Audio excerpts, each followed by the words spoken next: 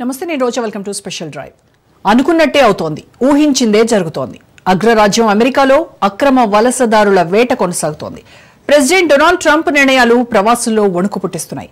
ముసుగులు ధరించిన వ్యక్తులను అరెస్ట్ చేయండి అంటూ అమెరికా అధ్యక్షుడు డొనాల్డ్ ట్రంప్ ఇచ్చిన ఆదేశాలు లాస్ ఏంజల్స్ లో అగ్గిరాజేశాయి. అటు ఆందోళనకారులు ఇటు పోలీసులతో అందమైన నగరం రణరంగంగా మారింది. లాస్ ఏంజల్స్ రావణ కాష్టంలా కాలిపోతున్న ట్రంప్ మాత్రం తగ్గట్లేదు.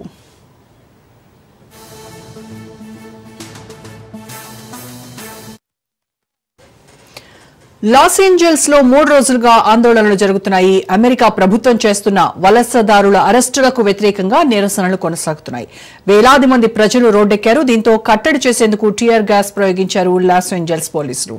అమెరికా అధ్యక్షుడిగా ట్రంప్ రెండవసారి అధికారంలోకి వచ్చిన తర్వాత ఆయన తీసుకుంటున్న నిర్ణయాలు, విధానాలు సంచలనంగా మారాయి. అక్రమ వలసల విషయంలో కఠినంగా వ్యవహరిస్తున్నారు డొనాల్డ్ ట్రంప్.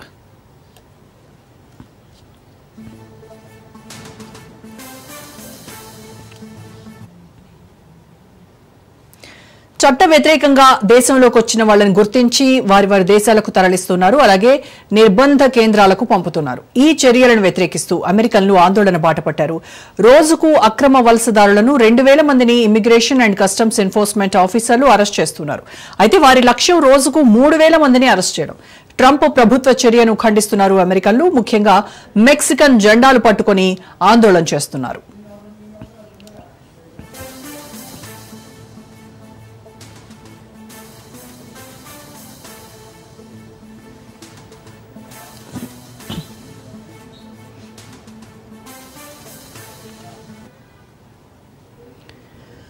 లాస్ ఏంజల్స్ ఓ గొప్ప నగరం, కానీ అక్రమ వలసదారులు, నేరస్తులు దాన్ని ఆక్రమించారని ట్రంప్ సోషల్ మీడియాలో పోస్ట్ చేశారు. డిపోర్టేషన్ కొనసాగించడానికి అవసరమైన చర్యలు తీసుకోవాలని అధికారులను ఆదేశించారు.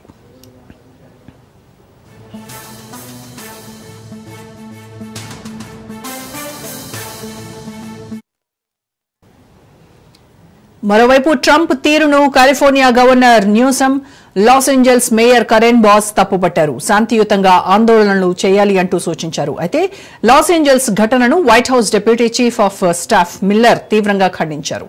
అమెరికా చట్టాలకు, సార్వభౌమాధికారానికి వ్యతిరేకంగా ఆందోళనలు జరుగుతున్నాయని మండిపడ్డారు.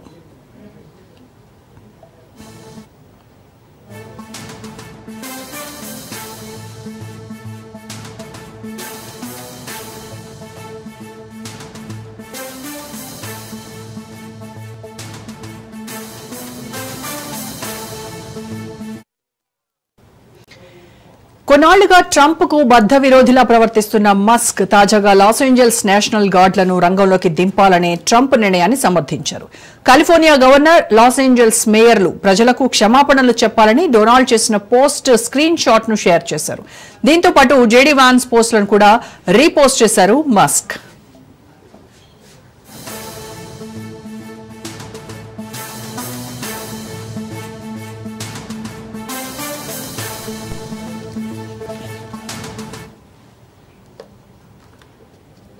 రైట్, లాస్ ఏంజల్స్ లో జరిగినటువంటి నిరసనలు, ఫెడరల్ ఇమ్మిగ్రేషన్ పై జరిగిన రైడ్స్, ట్రంప్ చర్యలు, కాలిఫోర్నియా రెస్పాన్సెస్, వీటన్నిటి గురించి మాట్లాడదాము. మనకి ప్రస్తుతం అందుబాటులోకి వచ్చారు ప్రముఖ రాజకీయ సామాజిక విశ్లేషకులు, సీనియర్ జర్నలిస్ట్ కోటేశ్వరరావు గారు. నమస్తే అండి కోటేశ్వరరావు గారు. నమస్తే కోటేశ్వరరావు గారు, ఈ federal immigration rides Los Angeles లో ఉన్నటువంటి లాటిన్ కమ్యూనిటీపై ఎలాంటి ప్రభావం చూపిస్తాయంటారు? ఇప్పుడు లాస్ ఏంజల్స్ లో జరుగుతున్నటువంటి పరిణామాలు అమెరికా ఎదుర్కొంటున్నటువంటి ఆర్థిక పరమైనటువంటి సంక్షోభానికి ఒక సూచిక అనేటువంటిది మనకి స్పష్టంగా అర్థం కావాలి. ఎందుకు అంటే లాస్ ఏంజల్స్ కి మరొక పేరు సిటీ ఆఫ్ ఇమ్మిగ్రెంట్స్. జనాభాలో 44 లక్షల మంది, అంటే 3/4 మంది విదేశాల నుంచి వలస వచ్చిన వారు లేదా వారి సంతతి అనేటువంటిది మనం గమనించాలి. అమెరికాలో ఇది 2వ పెద్ద నగరం వలస వచ్చినటువంటి వాళ్ళతో. న్యూయార్క్ నగరం 57 లక్షల మంది వలస వచ్చినటువంటి జనాభా ఉన్నారు. మరి న్యూయార్క్ నగరంలో కూడా ఇదే విధంగా వలస వచ్చినటువంటి వాళ్ళని అరెస్టులు చేయటం, జైల్లో పెట్టడం కనుక స్టార్ట్ చేస్తే అది కూడా మరొక లాస్ ఏంజల్స్ లాగా మారేటువంటి అవకాశం ఉంది. ఒక లాస్ ఏంజల్స్ లేదా న్యూయార్క్ నగరాలే కాదు, ఈ విధంగా వలస వచ్చినటువంటి వాళ్ళ మీద కనుక దాడిలోకి దిగితే మొత్తం అమెరికాలో ఉన్నటువంటి అనేక ప్రాంతాలు ఈ విధమైనటువంటి ఆందోళనలకి దారితీసేటువంటి అవకాశం ఉందనేటువంటిది మరి ఆ డొనాల్డ్ ట్రంప్ కి బుర్ర ఉందా లేదా అనేటువంటిది జనానికి అర్థం కాదు. ఈ అక్రమ వలసలను ప్రోత్సహించింది ఎవరు? అక్రమ వలసలను ప్రోత్సహించింది అమెరికాలో రిపబ్లికన్ల అధికారంలో ఉన్న, డెమోక్రాట్లు అధికారంలో ఉన్న అక్రమ వలసలని అన్డాక్యుమెంటెడ్ వర్కర్స్ ని ప్రోత్సహించి వాళ్ళ చేత పనులు చేయించుకున్నది, వాళ్ళ శ్రమ దోపిడీ చేసింది. $1 ట్రిలియన్ అక్కడ ఉన్నటువంటి కార్పొరేట్ సంస్థలు సంపాదించుకున్న మాట బహిరంగ రహస్యం. మరి సడన్ గా ఎందుకు అక్రమ వలసలు వచ్చారు అనేటువంటి చూసినప్పుడు అక్కడ అమెరికాలో నిరుద్యోగ సమస్య, వేతన సమస్యలు తలెత్తాయి. దానిని పరిష్కరించేటువంటి సత్తా లేక జనం మీద దాడికి పూనుకున్నారు అనేటువంటి స్పష్టం. మరొక కోణంలో కూడా మనం చూసినప్పుడు డొనాల్డ్ ట్రంప్ ఇంతకాలం మరి అమెరికా విదేశాల నుంచి దిగుమతులు చేసుకుంటా ఉంది, విదేశాలకు ఎగుమతులు చేస్తా ఉంది. ఆ విదేశాల నుంచి దిగుమతులు చేసుకునే దాని మీద పన్నులు విధిస్తామని చెప్పేసి అటొక యుద్ధం ప్రారంభించాడు. ఇమ్మిగ్రేషన్ పేరుతోటి ఇటొక యుద్ధం ప్రారంభించాడు. ఈ విధంగా అనేక తరగతుల్ని, అనేక దేశాలని ట్రంప్ అనేటువంటి పెద్ద మనిషి తన సంక్షోభాన్ని, తన ఆర్థిక వ్యవస్థలో తలెత్తినటువంటి సంక్షోభాన్ని జనం మీద నెట్టి కార్పొరేట్ల లాభాలు కాపాడటానికి చేస్తున్నటువంటి యత్నాలు ఇవి రాబోయేటువంటి రోజుల్లో మరిన్ని తీవ్ర పరిణామాలకు దారితీసినా కూడా ఆశ్చర్యం లేదనేది నా అభిప్రాయం. అయితే ఈ ట్రంప్ విధించిన మాస్క్ బ్యాన్ ఏదైతే ఉందో ఇది లీగల్ గా అసలు ఎంతవరకు ఫీజిబుల్ అంటారు? అంటే ఎందుకు మాస్క్ బ్యాన్ అనేటువంటిది అరెస్ట్ చేయడానికి అనేక ఐరోపా నగరాల్లో కానివ్వండి, అమెరికాలో కానీ ఆందోళన సందర్భంగా మాస్క్ ధరించడం అనేటువంటిది కామన్. ఎందుకు అంటే ఆ విధంగా గుర్తింపు వచ్చిన తర్వాత వాళ్ళని అరెస్ట్ చేయడం, వాళ్ళని వేధించడం అనేటువంటిది మామూలుగా ఉండదు, మన దేశంలో లాగా ఉండదు. అందుకని అనేక మంది ఆందోళన చేసేటువంటి వాళ్ళు మాస్క్ ధరిస్తారు.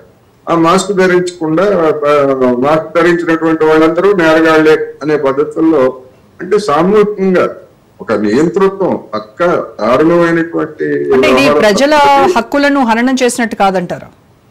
డెఫినెట్ ప్రజల హక్కులను హననం చేయటమే. నిరసన తెలియజేసేటువంటి హక్కు ఉంది. ఎందుకు నిరసన తెలియజేస్తున్నారు అనేటువంటిది మీరు చూడాలి. అది చూడకుండా మీరు మాస్క్ వేసా లేదా మాస్క్ వేసుకోకుండానా అనేటువంటిది మరి ఇప్పుడు గతంలో చూసాం. అనేక మంది నల్ల జాతీయులు మాస్క్ లేకుండా నిరాయుధులుగా ఉన్నటువంటి వాళ్ళని పట్టుకొని పోలీసులు గుట్టి పుణ్యానికి కొట్టి చెప్పినటువంటి ఉదంతాలు మొత్తం దేశాంతటిని కూడా సంచలనం కలిగించాయి కదా. మరి అటువంటి వాళ్ళ మీద ఏం చర్య తీసుకున్నది గవర్నమెంట్ అంటే ఏం లేదు, వాళ్ళని నామమాత్రం శిక్ష వేసి వదిలేసి. అందుకని లాస్ ఏంజల్స్ అనేటువంటిది వలస వచ్చినటువంటి వాళ్ళతోటి ఉన్నటువంటి నగరం. నేరాలు ఉన్నాయి, వాళ్ళు నేరస్తులుగా ఉన్నారు. అసలు మొత్తం అమెరికాలో నేరస్తులు లేని ఎక్కడ? అమెరికాలో నేటివ్ అమెరికన్లు అందరూ పునీతంగా ఉన్నట్టు బయట నుంచి వచ్చినటువంటి వాళ్ళందరూ నేరస్తులుగా చూసేటువంటి ధోరణి ఇది చాలా అమానవీయం అనేటువంటిది నేను ఈ సందర్భంగా చెప్తున్నాను. నేరాలు ఎందుకు జరుగుతాయి అంటే వాళ్ళ మీద దోపిడీ, అణిచివేత ఇవన్నీ జరుగుతాయి, నేరాలు జరుగుతాయి. వాటిని చూపించి మళ్ళీ అణిచివేయటానికి కోరుకుంటే అనేక సందర్భాల్లో లాస్ ఏంజల్స్ లో పెద్ద ఎత్తున అల్లర్లు చెలరేగి దహనకాండకి పాల్పడినటువంటి ఉదంతాలు గతంలో కూడా జరిగాయి. ఎందుకంటే ఇదే అణిచివేత, ఎప్పుడైతే అణిచివేత ఒక స్థాయి దాటుతుందో అప్పుడు ఆ విధమైనటువంటి తిరుగుబాట్లు లేకపోతే కొన్ని అవాంఛనీయమైనటువంటి లెక్కలు కూడా పాల్పడతారు. పాల్పడలేదని నేను ఎట్టలేదు, లేదా నేరాలు చేసినటువంటి వాళ్ళు నేను సమర్థించట్లేదు. కానీ మొత్తంగా ఇప్పుడు మన దేశంలో కూడా కొన్ని తరగతుల మీద ఇది నేరస్తు జాతి అనేటువంటి ముద్ర వేసినటువంటి ఉన్నాయి కదా.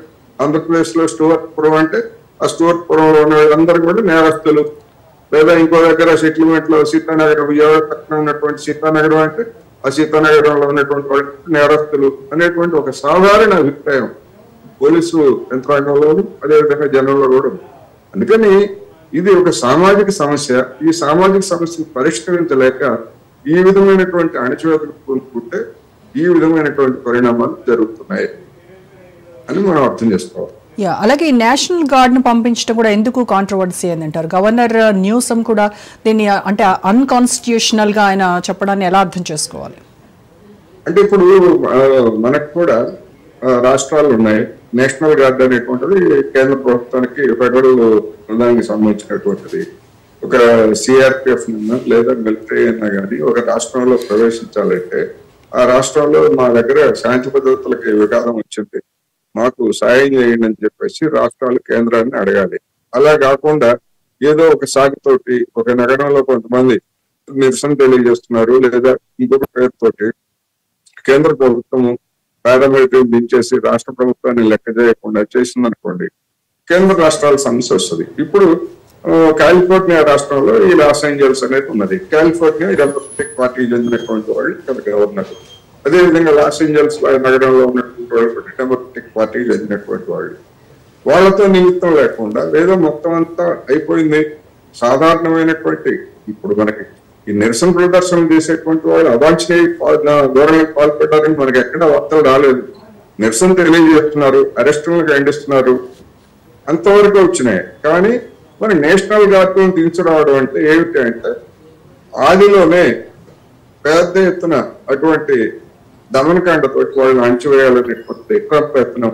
ఆ ట్రంప్ యత్నాన్ని అక్కడ ఉన్నటువంటి మేయర్ కానీ లేకపోతే రాష్ట్ర గవర్నర్లు కానీ వ్యతిరేకిస్తున్నారు. మేము చట్టపరమైనటువంటి అభ్యంతరాలు కూడా తెలియజేస్తామని కూడా గవర్నర్ ప్రకటించాడు తాజా వార్తల ప్రకారం. అందువలన ఇది ఒక నేరం కుసిపూరితమైనటువంటి వ్యవహారం మరి కావాలనేది మనకు బాగా కనిపిస్తాము. అయితే వాళ్ళు నిరసనకారులు అయితే వాయిమో కార్లను తగలబెట్టడం కావచ్చు, అలాగే 101 ఫ్రీవేను బ్లాక్ చేయడం కావచ్చు కొన్ని గంటల వరకు.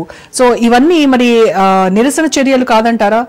వాటిపైన ఎలాంటి ఇంపాక్ట్ ఉంటుందంటారా? అండ్ మోరోవర్ ఇలాంటి చర్యలు అక్కడ నిరసన తెలుపుతున్న వాళ్ళకి సపోర్ట్ పెరుగుతుందా తగ్గుతుందంటారా ఇలాంటి వాటి వల్ల? ఇప్పుడు అక్రమంగా వలస వచ్చారు అనేటువంటి పేరుతోటి వాళ్ళని అరెస్టులు చేసి జైల్లో పెట్టడానికి ఆకస్మికంగా ఈ రోజు మీరు కావచ్చు, నేను కావచ్చు, లేదా మన చుట్టుపక్కల ఉన్నటువంటి వాళ్ళు కావచ్చు అక్రమంగా వచ్చారని చెప్పేసి అరెస్ట్ చేస్తే ఏం కావాలి? మన చుట్టుపక్కల ఉన్నటువంటి వాళ్ళకి నేను అందుకే చెప్పా, దీన్ని 44 లక్షల మంది ఉన్నారు అక్కడ ఆ విధంగా అక్రమ వలసదారులు అని ముద్రకి గురైనటువంటి వాళ్ళందరూ. మరి 1000 మందో 2000 మందో రోజుకి 3000 మందినో ఇట్లా చేసి అయిపోతే మరి మన సంగతి ఏమిటని చెప్పేసి మిగిలిన వాళ్ళలో కూడా వస్తుంది కదా. అందుకని ఆ సమస్యను ఎట్లా పరిష్కరించాలి ఏమిటి అనేటువంటిది ఒక విధాన నిర్ణయం తీసుకోవాలి. ఆ విధాన నిర్ణయం ప్రకారం చూడాలి. మనం చూసాం కదా అక్రమంగా ప్రవేశించారనేటువంటి పేరుతోటి భారతీయులుగా ఉన్నటువంటి వాళ్ళందరినీ కూడా విమానాల్లో కాళ్ళు చేతులకు గొలుసులు వేసి పశువులను తీసుకొచ్చినట్టుగా మన దేశంలో వదిలిపెట్టినటువంటి వ్యవహారం చూసాం కదా.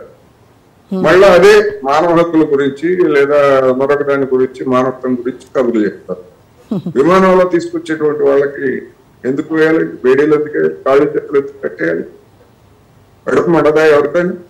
అదే జరుగుతోంది ఇప్పుడు లాస్ ఏంజల్స్ లో.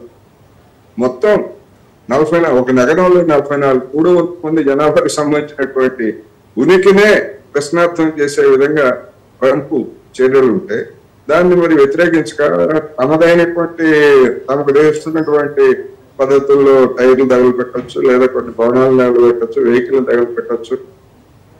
ఎవరు కంట్రోల్ చేస్తారు ఆక్రమణని? ఇది సమస్య అక్కడ.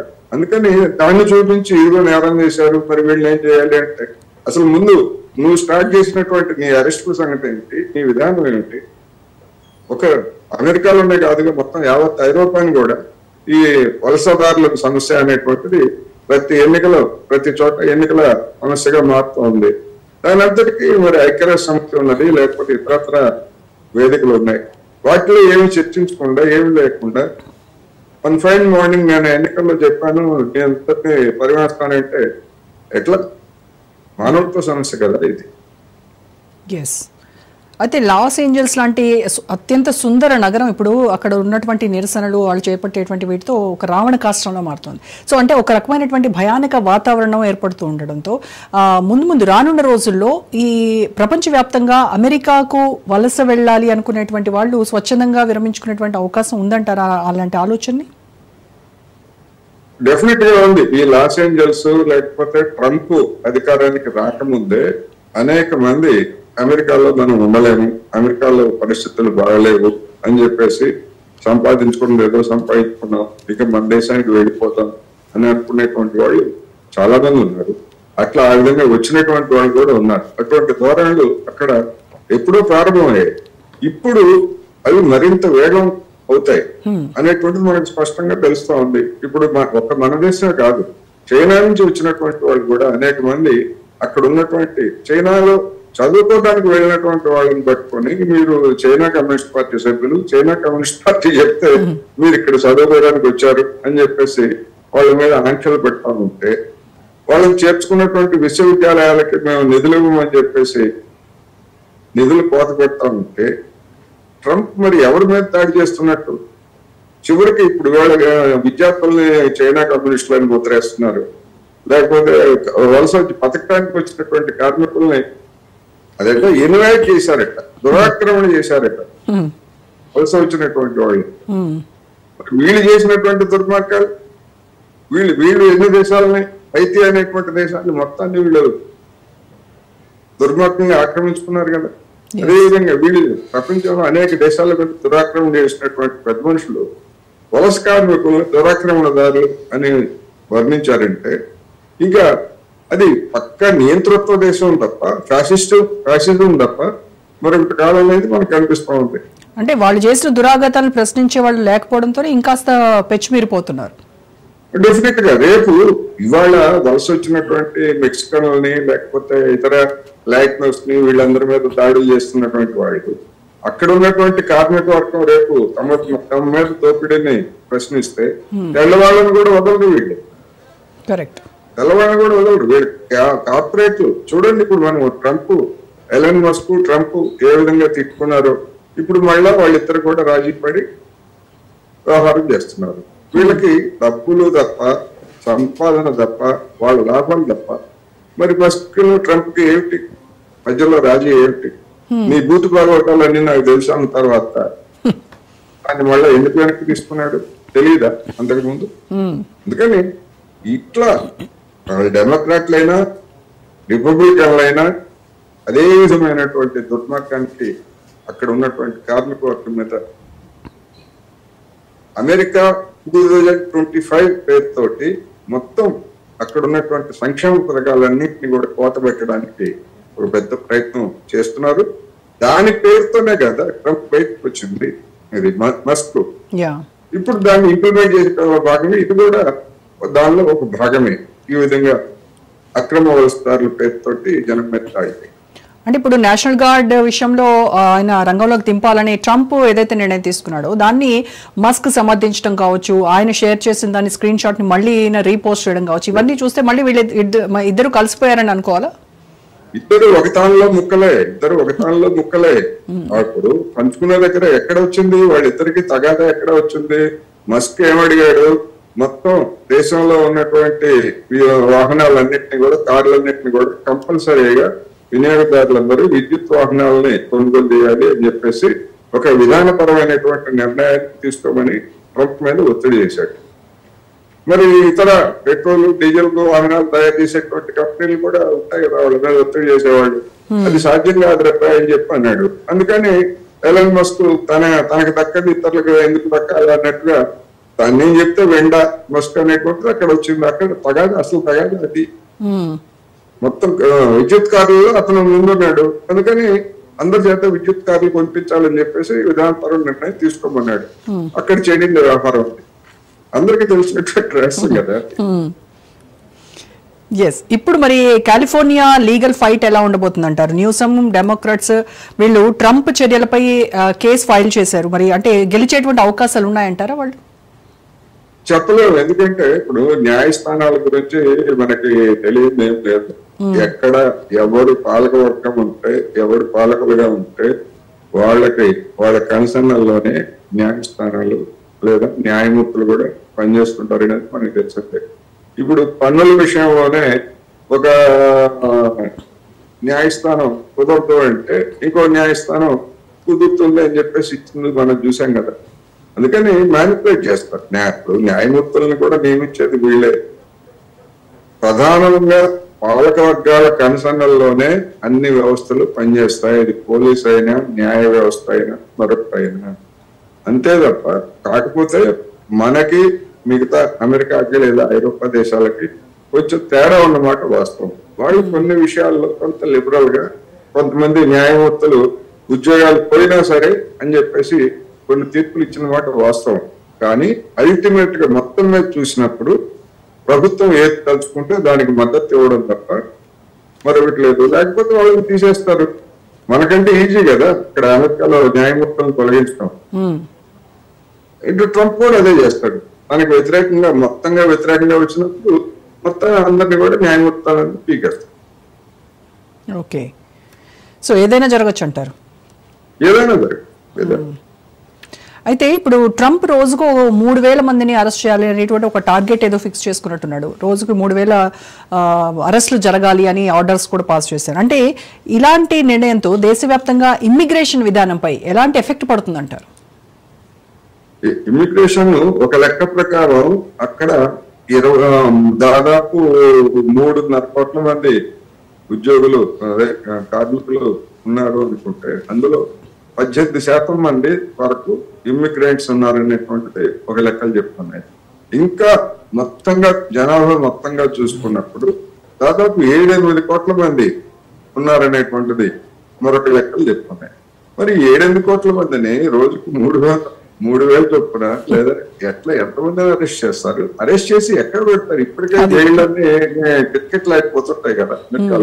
ప్రైవేట్ జైల్స్, అక్కడ గవర్నమెంట్ జైల్స్ తో పాటు ప్రైవేట్ జైల్స్, అదొక పెద్ద బిజినెస్. ప్రైవేట్ వాళ్ళకి జైలు నిర్వహణ అనేటువంటి తోటి గవర్నమెంట్ దగ్గర డబ్బులు తీసుకొని అదొక పెద్ద బిజినెస్, అదొక కార్పొరేట్ బిజినెస్. అది ఎక్కడ పెడతారు? వీళ్ళందరినీ జైలులో పెట్టి వీళ్ళందరినీ ఎట్లా పోషిస్తారు? ఏం చేస్తారు? అంటే అమెరికా మొత్తాన్ని ఒక జైలుగా మారుస్తారా? ఓపెన్ జైలుగా మారుస్తారా? ఇది సమస్య. ఇప్పుడు జరుగుతున్న ఈ ఆందోళనలు అంటే మనము లాస్ ఏంజల్స్ ని ఒక శాంక్చురీ సిటీ అని చెప్తాము. దానిపైన ఎలాంటి ఈ ఘర్షణలు ఇవన్నీ చూస్తే మీకేమనిపిస్తుంది? దానిపైన ఎలాంటి ఎఫెక్ట్ ఉంటుందంటారు? ఒక లాస్ ఏంజల్స్ అనే కాదు, మొత్తం అమెరికా నగరాల మీద లేదా అమెరికా మధ్యనే ఈ విధంగా ఎఫెక్ట్ పడుతుంది. ఎందుకంటే అమెరికాలో పెట్టుబడులు పెట్టాలన్నా లేదా అమెరికాకి రావాలన్నా ఇంకోటి రావాలన్నా, ఇప్పుడు నా అభిప్రాయం ప్రకారం ఏంటంటే ఈ ట్రంప్ ఈ విధమైనటువంటి చర్యలతోటి అక్కడ ఉన్నటువంటి కార్పొరేట్లు కూడా అంగీకరించరు. ఒక అంచనా ప్రకారం ఏంటంటే రాబోయేటువంటి 10 సంవత్సరాల్లో ఈ అక్రమ వలసదారులు, అన్డాక్యుమెంటెడ్ వర్కర్స్ అని ఎవరైతే చెప్తున్నారో వీళ్ళ వల్ల జీడిపికి వచ్చేటువంటి మొత్తం $7 ట్రిలియన్ ఉంటుందని, అంత ఆదాయాన్ని లేదా అంత రాబడిని అక్కడ ఉన్నటువంటి వాళ్ళు పోగొట్టుకుంటారా? ఒకటైతే దాదాపు $500 కోట్ల మేరకు $5 బిలియన్, $500 మిలియన్ మేరకు వీళ్ళు పన్నులు పెడుతున్నారు. ఎందుకంటే వీళ్ళు కూడా కొనుగోలు చేస్తారు కదా, వస్తువులు కొనుగోలు చేసినప్పుడు ఏదో పన్నులు చేస్తారు. అదేవిధంగా వీటికి చెల్లించేటువంటి పన్నులు, వేతనాల నుంచి. అందుకని వీళ్ళ కంట్రిబ్యూషన్ కూడా తక్కువేం కాదు. అన్నిటికంటే మించి అన్అఫిషియల్ గా చేయించుకునేటువంటి వర్క్ తోటి కార్పొరేట్లకి లాభం ఎక్కువ. అఫీషియల్ గా ఇప్పుడు మనం చూస్తున్నాం, మన హైదరాబాద్, విజయవాడ, ఎక్కడైనా కానీ కార్మిక చట్టాలతో నిమిత్తం లేకుండా బయట నుంచి వచ్చేటువంటి వలస కార్మికులకి ఎంతో కొంత ఇచ్చి పని చేయించుకుంటారు. వీటికి చట్టాలు ఉండవు, ఈఎస్ఐ ఉండవు, పిఎఫ్ ఉండవు, ఏమీ ఉండవు. అవన్నీ కూడా మా యజమానులకు మిగులుతున్నట్టే కదా. అమెరికాలో కూడా అంతే. అందుకనే వాళ్ళని ఎలా చేశారు, అసలు ప్రోత్సహించారు. రండి, మీరంతా రండి, ఇది స్వేచ్ఛా ప్రపంచం, రండి, మీరు ఎంత వస్తే అంత, ఎంత కష్టపడితే అంత. అదే కదా మనకు చెప్పింది. అందుకనే కదా మనకి డాలర్ డ్రీమ్స్ తోటి 2 తెలుగు రాష్ట్రాల నుంచి కూడా జనం వెళ్ళేది. ఎందుకు ప్రోత్సహించారు? ఎందుకు ప్రోత్సహించారంటే చీప్ లేబర్. ఆ చీప్ లేబర్ అనేటువంటిది వాళ్ళకి అక్కడ పెద్ద సమస్య అయిపోయింది. అక్కడ ఉన్నటువంటి వాళ్ళకి స్థానికులుగా ఉన్నటువంటి వాళ్ళకి ఉపాధి అనేటువంటి పెద్ద సమస్య అయిపోయింది, వేతనాల సమస్య అయిపోయింది. వీళ్ళందరూ వచ్చి తక్కువ పనిచేస్తున్నారు, మా వేతనాలు ఈ కారణంగా పెరగట్లేదు అనేటువంటి అసంతృప్తి అక్కడ ఉన్నటువంటి కార్మిక వర్గంలో కూడా తలెత్తాం. అయితే ఈ లాటినో చెప్పండి సార్. విషయాలలాగా ఇది తయారైంది. ఎస్, ఈ లాస్ ఏంజల్స్ లో మీరు అన్నట్టుగా ఈ లాటినో కమ్యూనిటీ ఏదైతే ఉందో దాంట్లో ఎక్కువగా మెక్సికన్స్ ఉన్నారు. అందుకే మెక్సికన్ అధ్యక్షురాలు కూడా ఆవిడ ఈ జరుగుతున్నటువంటి ఈ రైట్స్ పైన విమర్శించడం కూడా జరిగింది. అయితే ఆ విమర్శలు అంతర్జాతీయ సమాజం పైన ఏమైనా అంటే ఇంపాక్ట్ ఉంటాయంటారా? అమెరికా మెక్సికో దేశాల మధ్య ఉన్నటువంటి రిలేషన్స్ పైన ఎఫెక్ట్ ఉంటుందా?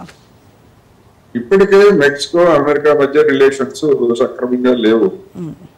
మేము పన్నులు విధిస్తాము, మెక్సికోలో చైనా కంపెనీలు అన్ని పెట్టి మెక్సికోతో ఉన్నటువంటి అమెరికాతో ఉన్నటువంటి వాణిజ్య సంబంధాల కారణంగా చైనా కంపెనీలు అన్ని లబ్ధి పొందుతున్నాయి. అందుకని మెక్సికో నుంచి దిగుమతి చేసుకునేటువంటి వాటి మీద కూడా మేము పన్నులు విధిస్తామని చెప్పేసి ట్రంప్ ధ్వజమెత్తిన సంగతి తెలిసిందే కదా. అందుకని ఇప్పటికే సరిగ్గా లేవు. ఈ సరిగ్గా లేనటువంటి పరిస్థితుల్లో మెక్సికో నుంచి వలస వెళ్ళిన వాస్తవం అది. ట్రంప్ గోడ కట్టాడు కదా, బెర్లిన్ గోడ కూల్చేసామని చెప్పి సంబరాలు చేసుకునేటువంటి వాళ్ళు మెక్సికోకి గోడ కట్టాడు. గోడ కట్టిన వాడు మరి మెల్లమెల్లగా పంపించాలి, లేకపోతే వాళ్ళందరూ కూడా వృద్ధులైన తర్వాత రిటైర్ అయిన తర్వాత న్యాచురల్ గా అది చేయాలి. కానీ మరి ఈ విధమైనటువంటిది ఎందుకు పాల్పడ్డట్టు? కరెక్ట్.